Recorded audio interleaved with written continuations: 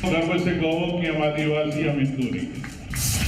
मैं इस बात को हमेशा कहता हूं। ये पाप मत करो उमंग सिंगार जी आदिवासी सनातन और संस्कृति को मानने वाला है।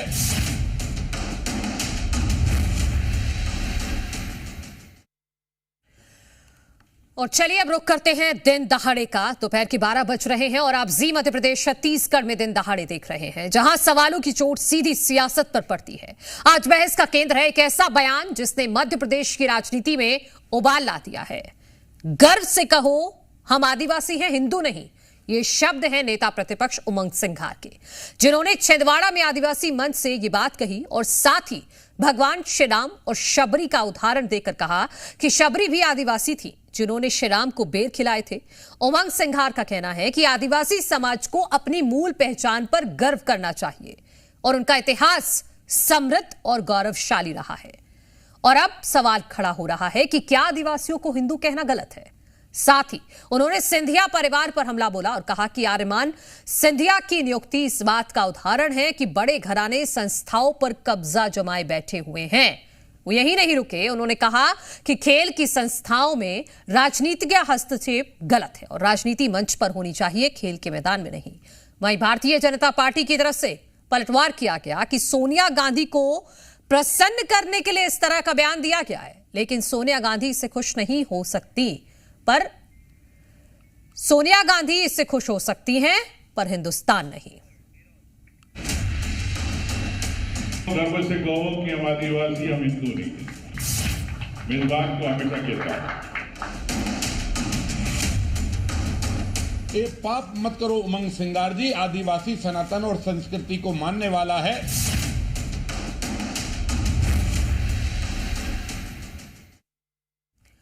तो सवाल यह है कि क्या उमंग सिंघार आदिवासी अस्मिता की बात कर रहे हैं या धर्म की राजनीति को हवा दे रहे हैं? क्या यह बयान कांग्रेस की सोची समझी रणनीति का हिस्सा है या फिर व्यक्तिगत विचार? हिंदू नहीं कहकर क्या आदिवासी समाज को मुख्यधारा से काटने की कोशिश नहीं हो रही है? और क्या राजनीति अब खेल के मैदान तक पहुंच चुकी है? आज के डिबेट में हमारे साथ मौजूद रहेंगे पक्ष विपक्ष के नेता, आदिवासी समाज के प्रतिनिधि, सामाजिक कार्यकर्ता और धर्म संस्कृति पर बात रखने वाले वक्ता।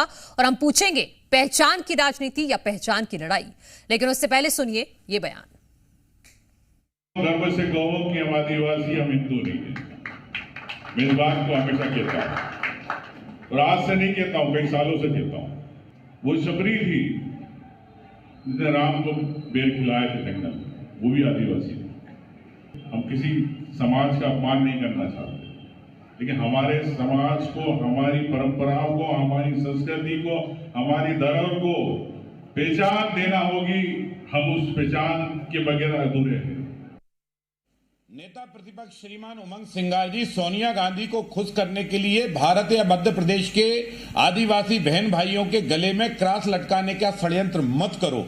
तुम सोनिया को प्रसन्न कर सकते हो, पर हिंदुस्तान तुमसे नाराज हो जाएगा। इस आदिवासी बहन भाइयों को, भोले भाले आदिवासी बहन भाइयों को आप बहला फुसलाकर सोनिया को प्रसन्न मत करो।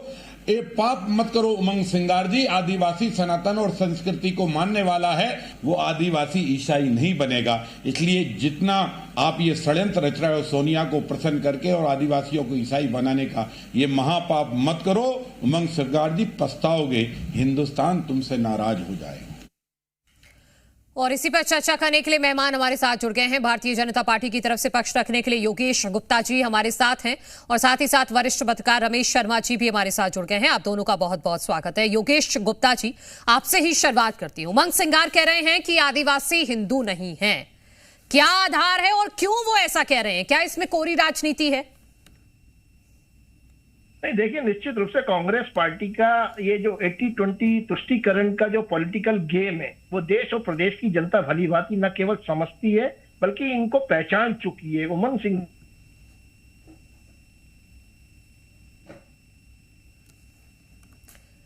ठीक है योगेश गुप्ता जी, मैं लौटूंगी आपके पास, आपकी आवाज बीच में ब्रेक हो गई है। रमेश शर्मा जी, मैं आपसे यह समझना चाहूंगी कि संविधान में क्या हक दिया गया है आदिवासियों को, किस बात का, और आरक्षण को लेकर जो कहा जाता है, क्योंकि ये बहस ना सिर्फ ऐसा पहली बार नहीं हुआ है कि ये बयान निकलकर सामने आया है। ठीक है, योगेश गुप्ता जी भी जुड़ गए हैं फिर से, मैं आपकी बात पूरी सुनूंगी, लेकिन एक बार मैं आपका वक्तव्य ले लेती हूं रमेश शर्मा जी, इसको लेकर कि झारखंड में भी इसको लेकर कई बार बयानबाजी हुई है, अब से नहीं 8-10 सालों से चल रहा है।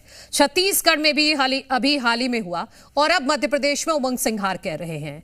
तो आरक्षण, आदिवासी, हिंदू, इनका सबका जो एक समप है और जो संवैधानिक रूप से लिखा गया है, वो उसकी जानकारी हमारे दर्शकों को दीजिएगा। देखिए, मोटे तौर पर हम इसको दो तरीके से समझ सकते हैं। एक तो कहीं ना कहीं पूरे संसार की या भारत की मानव संस्कृति में जन्म कैसे हुआ मनुष्य का, और क्या वनवासी अलग हुए और नगरवासी अलग हुए, और दूसरे संविधान में इनका प्रावधान क्या है। अगर हम सबसे पहले भारत की संस्कृति को और हिंदू की संस्कृति को समझें तो हमारे यहाँ माना गया है कि सबसे पहले 7 ऋषियों को जन्म दिया, और 7 ऋषियों और 7 कन्याओं ने मिलकर के आगे चल करके सृष्टि को जन्म की। मेरी दृष्टि में वनवासी भी, जो आज जिन्हें हम आदिवासी कहते हैं, ये शब्द अंग्रेजों ने ट्राइबल शब्द से दिया है, वो सारे ऋषियों की संतान है। और उसकी पहचान के लिए अगर मैं आपको बताऊं, एक श्रृंगी ऋषि हुए हैं, तो श्रृंगी ऋषि से संबंधित संबंध जो सरनेम आदिवासियों में चलता है वो सिंगार चलता है, जो जिसके कि उमंग सिंगार है। एक कश्यप ऋषि हुए हैं, तो जैसा का तैसा कश्यप सरनेम वनवासियों में चलता है। एक उर्व ऋषि हुए हैं, वनवासी एक उराव होता है। एक बुंडूक ऋषि हुए हैं, एक मुंडा होता है, बिरसा मुंडा रहे हैं। एक मुरु ऋषि हुए हैं, तो मारू और मुरिया आदिवासी होते हैं। एक भगु ऋषि हुए हैं, भोपाल में भगोरिया ब्राह्मण, खुद को ब्राह्मण कहते हैं, ऋषियों के वंशज, वो भगोरिया आदिवासी भी होते हैं। एक अगर आप देखेंगे तो नंद वंश अगर आप देखेंगे, मौर्य वंश अगर आप देखेंगे, तो ये वनवासी या आदिवासी वर्ग से ही आकर के इन्होंने साम्राज्य की स्थापना की थी। शबरी जो है आदिवासी, निश्चित रूप से वो आदिवासी बालिका थी, लेकिन मातंग ऋषि की उत्तराधिकारी वही बनी। मातंग ऋषि आगे चल करके अपने किसी अन्य शिष्य को अपने आश्रम की व्यवस्था ना दे करके शबरी को दे करके गए, जो इस बात का परिचायक है कि वनवासी और भारत के लोग अलग नहीं हैं। एक दूसरा उदाहरण देता हूं, अगर हम ऋषि काल की बात छोड़ भी दें, तो गोंडवाने की महारानी हुई है रानी दुर्गावती। दुर्गावती का मायका वो चंदेल राजकुमारी हुआ करती थी, और उनकी माता जो है वो राणा सांगा की बहन थी। अगर चंदेल राजवंश अलग होता तो वो गोंडवाने में अपनी लड़कियों को क्यों ब्याहते। भोपाल में रानी कमलापति हुई हैं, ये सूर्य वंश की छत्री थी, सिसोदिया हैं इनके पिताजी। अगर मान लीजिए अलग होते तो वो कैसे ब्याहते। राणा सरनेम आपको क्षत्रियों में भी मिलेगा और आदिवासियों में मिलेगा। राणा पूंजा आदिवासी हुआ करते थे। तो कहने का मतलब यह है, गोंडवाना शब्द और भीलवाड़ा शब्द जो अकबरनामा लिखा गया, अबू फजल ने जो लिखा है, उससे पहले ये शब्द भारत में मिलते हैं योजना पूर्वक। और संविधान में क्या जिक्र है, जल्दी से ये भी बता दीजिएगा। देखिए, संविधान में कोई अलगाव नहीं है। संविधान ने ये तो जरूर माना था कि किसी कारण से वो विकास में पिछड़ गए हैं, तो विकास में अग्रणी बनाने के लिए आरक्षण दिया हुआ है, जाति के आधार पर आरक्षण नहीं दिया हुआ है। जो संविधान में जो पिछड़ गए हैं, प्रगति की गति में पिछड़ गए हैं, उसके कारण उनको आरक्षण मिला है। संविधान ने उनको बिल्कुल अलग नहीं माना। जो अधिकार नगरवासियों को है वही अधिकार उनको है। उनको ज्यादा अधिकार केवल इसलिए दे सके ताकि वो प्रगति की अंतिम मतलब अग्रिम पंक्ति में वो आ सकें। ठीक है, मुख्य धारा से जोड़ने के लिए फिर ये कोशिश क्यों हो रही है योगेश गुप्ता जी? क्यों अलग थलग किया जा रहा है? ये तो बांटने की कोशिश है ना। निश्चित रूप से कांग्रेस पार्टी की पूर्व प्रधानमंत्री इंदिरा गांधी की आत्मा भी आज दुखती होगी, जिनका एक नारा था कभी कि जात पर ना पात पर मोहर लगेगी हाथ पर। उन्हीं के युवराज आज जातिगत जनगणना के आधार पर पूरे देश और समाज को बांट ही नहीं रहे, बल्कि कांग्रेस पार्टी के नेता प्रतिदिन हर वर्ष हिंदुत्व का जो निरादर करते हैं, सनातन का निरादर करना, प्रभु श्री राम के अस्तित्व को नकारना, उनके प्राण प्रतिष्ठा कार्यक्रम का निमंत्रण ठुकराना, वही रोजा इफ्तार में शिरकत करना। मैं तो कहता हूं कांग्रेस पार्टी और उनके जो नेता प्रतिपक्ष उमंग सिंघार जी है, उनको भी एक क्रॉस अपने गले में लटका लेना चाहिए, क्योंकि आदिवासी भाई बहन आज समाज की मुख्य धारा से जोड़ने का काम अगर किसी ने किया है तो यशस्वी प्रधानमंत्री माननीय नरेंद्र मोदी के पिछले 10-11 साल के कार्यकाल में और भारतीय जनता पार्टी शासित सरकारों ने इनके उन्नयन के लिए अनेकों ऐसी जनहित कल्याणकारी योजनाएं चलाई हैं, जिनसे बौखला कर आज कांग्रेस पार्टी के जो नेता प्रतिपक्ष है इस प्रकार की उलझुल बयानबाजी कर रहे हैं। ठीक है योगेश जी, जितेंद्र मिश्रा जी हमारे साथ कांग्रेस पार्टी का पक्ष रखने के लिए हैं। जितेंद्र मिश्रा जी, इतना बड़ा बयान दिया गया उमंग सिंघार की तरफ से और ये कहा जा रहा है बीजेपी की तरफ से कि ये कोई हित में नहीं दिया है आपने बयान, आप उनके सच्चे हितैषी नहीं हैं अगर आप ऐसा कह रहे हैं कि हिंदू नहीं है आदिवासी। देखिए, भारतीय जनता पार्टी क्या कहती है और क्या नहीं कहती है, इस पर तो कोई प्रतिक्रिया देने की मुझे लगता है आवश्यकता नहीं है, क्योंकि अगर भारतीय जनता पार्टी आदिवासियों के हित में काम कर रही होती तो आज इस तरह की जरूरत नहीं पड़ती। आज ये जो आज जो सरकार 14 के बाद बनी, आदिवासियों के हितों की आप कैलकुलेशन करके देखिए कि सरकार कितनी खरी उतरी है उन पर। ये सरकार ने आदिवासियों को जो पट्टे दिए थे उन पर काबिज नहीं होने दिया उन आदिवासियों को। बातें इनसे कितनी भी करा, आज जो बात निकल के सामने आई है उसके पीछे कारण ये है कि आदिवासियों को कहीं वनवासी कहने लगते हैं, उनका मूल नाम बदलने का प्रयास किया जाता है, उनको जो पट्टे मिले थे उन पर, और जो धर्म परिवर्तन हो रहा है, जो ईसाई धर्म में कन्वर्जन हो रहा है, उस पर क्या कहेंगे? उसको रोकना चाहिए, सरकार की जिम्मेदारी बनती है ताकत के साथ। आज आदिवासी को अगर मुख्य धारा से काट दोगे तो धर्म परिवर्तन बढ़ जाएगा, उसको समाज के मुख्य धारा में लाने की, उसके ऊपर पेशाब करते हैं, शर्म नहीं आती। और आज कहते हैं 11 सालों में आदिवासियों का भला हुआ। आपने देखा एक न्यूज चली थी कि आदिवासियों को जहरीली चप्पल पहनाई गई, आदिवासी दाने दाने को मोहताज है। आदिवासियों के लिए जो एक स्पेशल सेंट्रल से फंड आता है, मध्य प्रदेश की सरकार उसको खुर्द-बुर्द कर देती है। तो आदिवासियों का शोषण कब तक करेगी सरकार, इसको लेकर के सवाल उठता है। आप ये देखिए कि खाली मध्य प्रदेश नहीं, मध्य प्रदेश से लगे हुए इलाकों में भी आदिवासियों की हालत बदतर होती जा रही है, इसलिए उनके संरक्षण की जरूरत है। उनको जो नहीं तो कैसे होगा उनका संरक्षण, कैसे होगा? उनका संरक्षण सबसे पहली जिम्मेदारी सरकार की है। बयानबाजी बंद करे। जब सरकार को लगता है कि आदिवासियों को वोट लेने की जरूरत है तो जबलपुर में जाके जय शाह धनंजय शाह की मूर्ति की स्थापना में खड़े हो जाते जाके। इसके और आप जो ऐसा कर रहे हैं कि हिंदुओं से अलग थलग करके, ये फायदे वाली बात है जितेंद्र मिश्रा जी?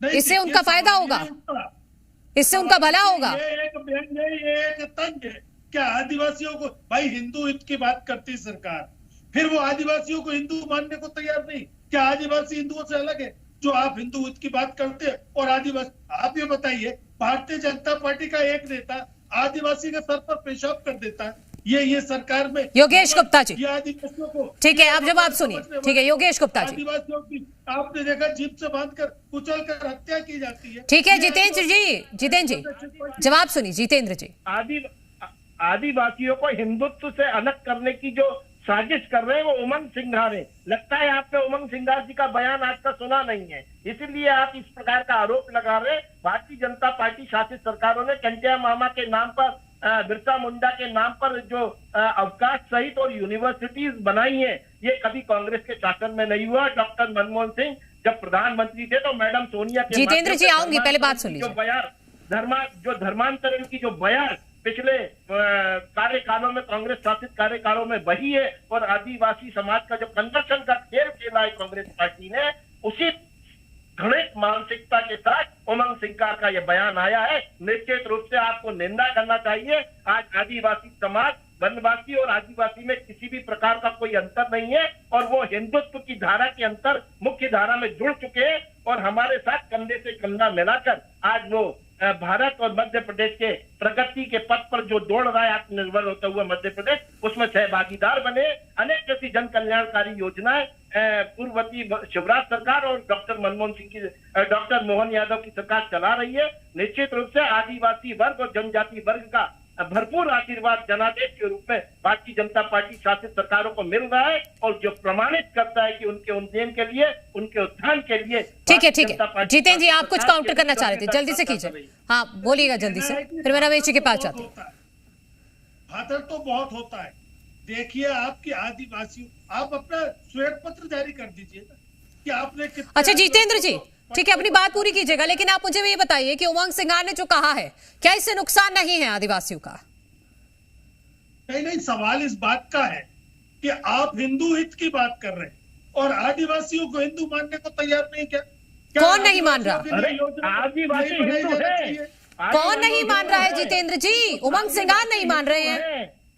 उमंग सिंगार ही तो कह रहे हैं ना कि हिंदू नहीं है आदिवासी। अरे कोई मानने को तैयार नहीं होगा। कौन नहीं मान रहा? आदिवासियों को किया गया, उनके फंड को खुर्द-बुर्द किया गया, उनको जहरीली चप्पल बांटी गई, उनके आंख दाने को मौका कोई भी स्कीम अगर भारत पर नाम करे।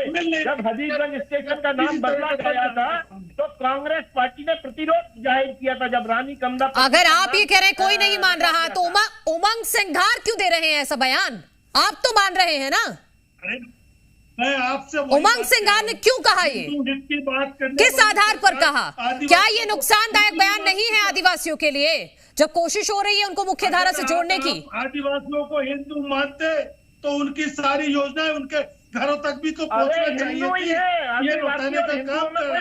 आप ये बताइए, आप मानते हैं जितेंद्र मिश्रा जी, जितेंद्र मिश्रा जी, आप मानते हैं आदिवासी हिंदू हैं?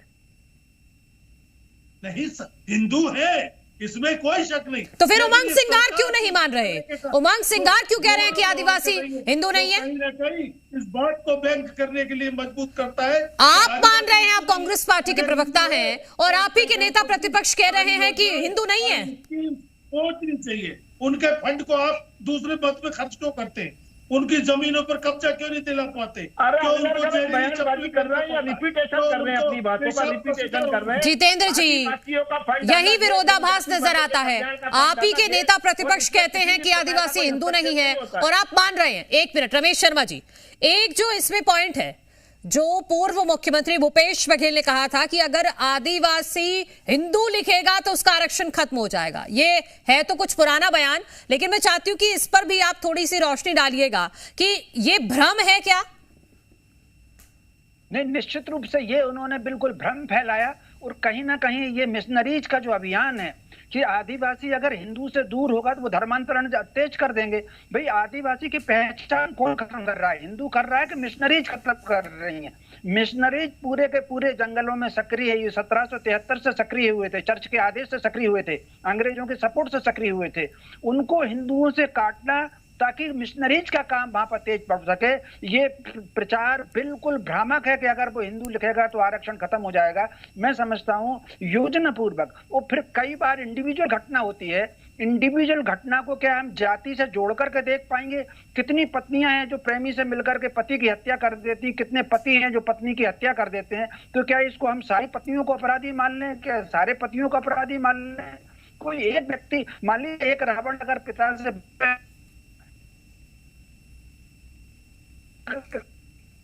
सारे को जेल में डाल। ठीक है रमेश जी, मैं लौटूंगी आपके पास, आप अपनी बात पूरी कीजिएगा।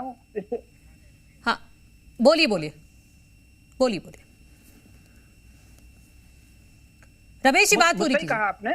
जी जी जी बोलिए। हाँ, तो मैं ये कह रहा था कि बाय द वे अगर कोई एक घटना हो गई, किसी एक घटिया इंसान ने उसको सजाए भी दी, उसको लेकर के सारे आदिवासी समाज को दूर करना, मैं समझता हूँ ये भारत के। और रमेश जी एक और पॉइंट, हाँ ये तो आपने बहुत अच्छे से एक्सप्लेन किया है शुरू से ही। एक और पॉइंट, अगर हिंदुओं से आदिवासी को अलग करने की साजिश हो रही है तो ये कितना बड़ा नुकसान है? क्या हिंदुओं के साथ ही सुरक्षित नहीं है आदिवासियों के हित? देखिए, कुल मिलाकर के ये अंग्रेजों की नीति है, बांटो और राज करो। तो जिस तरीके से गुलामी की जंजीरों को अगर हम आभूषण समझ लेंगे तो भारत का विकास कैसे होगा? अंग्रेजों की इनकी घोषित लाइन थी कि डिवाइड एंड रूल, उसके कारण चूंकि उस दिनों अगर आप देखेंगे सारी वन संपदा जंगलों में हुआ करती थी और अंग्रेजों को उसका व्यापार करना था और दूसरा चर्च को सक्रिय करना था, तो उन्होंने नगरवासियों से काट दिया उनको। तो कुल मिलाकर के ये तीनों के तीनों आप अगर धार्मिक पद्धति से भी देख लें तो ईसाई पद्धति में एक एडम हुए हैं और ईव हुई हैं। हाँ। उन्होंने संसार की रचना की है। इस्लाम में देख लें तो हजरत आदम है और हब्बा है, उन्होंने इस्लाम की रचना की है। क्या कभी ऐसा किसी ने कहा कि जंगल में आदमी को अलग बनाया और नगर में आदमी को अलग बनाया? सनातन ऋषियों को देख लें, विज्ञान की अवधारणा में देखें तो जीवन अगर फूटा है तो जंगल में ही फूटा है। पहले पत्थरों का आदमी ने इस्तेमाल शुरू किया, फिर लोहे पर आया, फिर लकड़ी पर आया, फिर विज्ञान ने शुरू किया। तो कहने का मतलब है विज्ञान का सिद्धांत हो, इस्लाम का सिद्धांत हो, ईसाई का सिद्धांत हो या वैदिक सिद्धांत हो, उसमें पूरी मानवता एक है। पता नहीं कहां से ये उमंग श्रृंगार। जितेंद्र जी, कहां से और क्यों, जरूरत क्या है? ये डिवाइड एंड रूल की राजनीति की जरूरत क्या है जितेंद्र मिश्रा जी? देखिए, रमेश शर्मा जी विद्वान है, उन्होंने बहुत कुछ आपको इशारों में समझा दिया। ये विश्व बंधुत्व की बात कहते हैं, वसुधैव कुटुंबकम की बात की, जिसमें उन्होंने एडम और ईव का जिक्र कर दिया, आदम हब्बा का जिक्र कर दिया। फिर ये कौन से राजनीतिक दल है जो हिंदू मुस्लिम की बात करता है, जो इस तरह के समाज को बांटने का काम करता है? ये छिपा नहीं है। आप ही के तो नेता प्रतिपक्ष उमंग सिंगार कह रहे हैं, आपने सुना है? अच्छा, वो बयान ये सुनवाऊं आपको? आदिवासी हिंदू समाज का अंग है, लेकिन जिस तरह की उसके आपने सुना है नेता प्रतिपक्ष उमंग सिंगार का वो बयान, ये सुनवाऊं आपको जितेंद्र मिश्रा जी? आप ये बार बार यहाँ आकर कह रहे हैं कि हिंदू समाज का अंग है, तो फिर नेता प्रतिपक्ष कहां से ये बात लेकर आए हैं कि हिंदू नहीं है आदिवासी? गर्व से कहो आदिवासी हैं हम, हिंदू नहीं है। ये बात कहां से आई? फिर आदिवासी को मुख्य धारा में लाने की जरूरत है। आदिवासी के साथ दोहरा व्यवहार, ये व्यंग है, ये तंज है, इसको समझने का प्रयास कीजिए। कहीं कौआ कान ले गया, ऐसा नहीं होना चाहिए। हिंदू समाज का अभिन्न अंग है आदिवासी, कोई उसका बंटवारा नहीं किया जा सकता, लेकिन किसी व्यंग को समझने का प्रयास कीजिए। तो नेता प्रतिपक्ष हैं तो उसी तरह से बयान देंगे ना? अगर व्यंग ही है तो समझाइए ना। फिर आप अब आए हैं इस लाइन पर तो कि व्यंग है, क्योंकि आपको खुद ही नहीं समझ में नहीं आ रहा कि उन्होंने कहा क्या है। वोट लेने की जरूरत पड़ती है, समाधि में चले जाते हैं, और जब नहीं तो उनके साथ पेशाब की जाती है, उनको जीप से बांध के सीधा रिपीटेशन हो रहा है मैडम इनकी बातों का, इनके पास वही रिपीट कर रहे हैं बार बार। ठीक है योगेश जी, ठीक है, बोलिए। देखिए, कांग्रेस पार्टी का ये चाल चरित्र है, जब चुनाव आते हैं तो ये चुनावी पंडित बन जाते हैं। इनके युवराज जनेऊधारी पंडित बन जाते हैं, और वहीं चुनाव के बाद वो फिर 2080 का गेम खेलने लगते हैं, तुष्टीकरण की राजनीति करते हैं। और निश्चित रूप से उमंग सिंगार ने ये केंद्र के इशारे पर बयान दिया। आदिवासियों का अपमान कांग्रेस के पूर्व दिग्गज राजनेताओं ने किया था, सीताराम केसरी जी प्रत्यक्ष प्रमाण है। और वर्तमान में जो खड़के दिए वो मैडम सोनिया जी जब तक बैठ नहीं जाती तब तक खड़े ही रहते हैं। तो आदिवासी वर्ग का उन्नयन कौन कर रहा है और अपमान कौन कर रहा है, ये आदिवासी वर्ग और जनजाति वर्ग समझता है। और आदिवासी वर्ग सनातन का एक हिस्सा है, हिंदुत्व का एक हिस्सा है, और हिंदुत्व से कांग्रेस पार्टी को बहुत ज्यादा कुछ हासिल इसलिए नहीं हो रहा है कि हिंदुत्व के खिलाफ में युवराज बोलते हैं, दिग्विजय सिंह बोलते हैं, कांग्रेस के कई ऐसे वरिष्ठ नेताओं के बयान आए जो हिंदू हित के अनुरूप नहीं रहे हैं। और निश्चित रूप से उसी का दुष्परिणाम है कि कांग्रेस पार्टी मध्य प्रदेश में आज अप्रासंगिक हो चुकी है। और उमंग सिंगार का यह बयान निश्चित रूप से आगामी विधानसभा चुनाव में कांग्रेस पार्टी को और नुकसान पहुंचाएगा। Jitendra Mishra ji, last comment. देखिए, बिल्कुल मैं बार बार कह रहा हूँ, आदिवासी हिंदू समाज का अंग है, लेकिन उसके साथ दुर्व्यवहार बंद कर देना चाहिए। और नहीं तो इस तरीके की आदिवासी की सोच बन जाएगी कि हिंदुओं की बात करने वाली सरकार हमारा शोषण कर रही, इसका मतलब हमें हिंदुओं से अलग बन रही। कहीं ना कहीं उसकी योजनाओं को, उसके लिए जो फंड आता है घर घर पहुंचना चाहिए। उनके लिए भरपूर योजनाएं संचालित है, और उनके फंड का किसी भी प्रकार का कोई हस्तक्षेप किसी और डिपार्टमेंट में नहीं होता। आदिवासी जनजाति वर्ग, आदिवासी कल्याण बोर्ड, आदिवासी सिर्फ कई ऐसी मूलभूत सुविधाएं और वो उत्पन्न कराई है भारतीय जनता पार्टी शासित सरकारों ने कि वो आदिवासी वर्ग को भली भांति मालूम है। कांग्रेस के बरगलाने से या भ्रम फैलाने से हमारा जनजाति वर्ग या आदिवासी वर्ग भ्रमित नहीं होने वाला है। निश्चित रूप से वो भगवा ध्वज के नीचे अपने आप को सुरक्षित ही नहीं, ठीक है, वो उसका एक हिस्सा मानता है। ठीक है, आप सभी का बहुत बहुत शुक्रिया इस चर्चा में शामिल होने के लिए। और आज से नहीं, ये बहस काफी लंबे समय से छिड़ी हुई है, और ये बहस झारखंड में भी, छत्तीसगढ़ में भी, और अब मध्य प्रदेश में राजनीति में उबाल लेकर आया है ये नया बयान नेता प्रतिपक्ष उमंग सिंगार का। आगे क्या प्रतिक्रियाएं रहेंगी वो भी हम आप तक पहुंचाएंगे। फिलहाल